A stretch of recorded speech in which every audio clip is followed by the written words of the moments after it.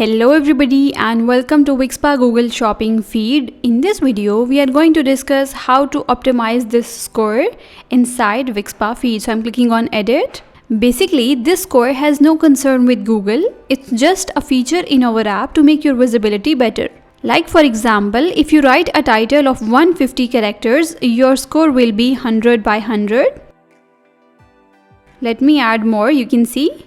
Likewise, if you provide a longer description of up to 5000 characters, your score will be increased to excellent, you can see here. And then you have to add product type and then brand. Also make sure to select the Google product category. And then you can add merchant promotions here.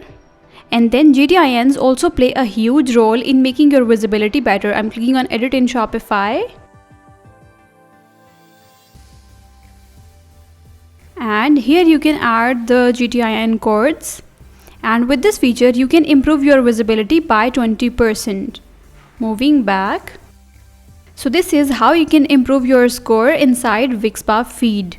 The more optimized feed you create, the more chances are there of your conversions. Stay tuned with us for more information. Don't forget to share your feedback with us regarding our app Wixpa Google Shopping feed, and thank you for watching this video.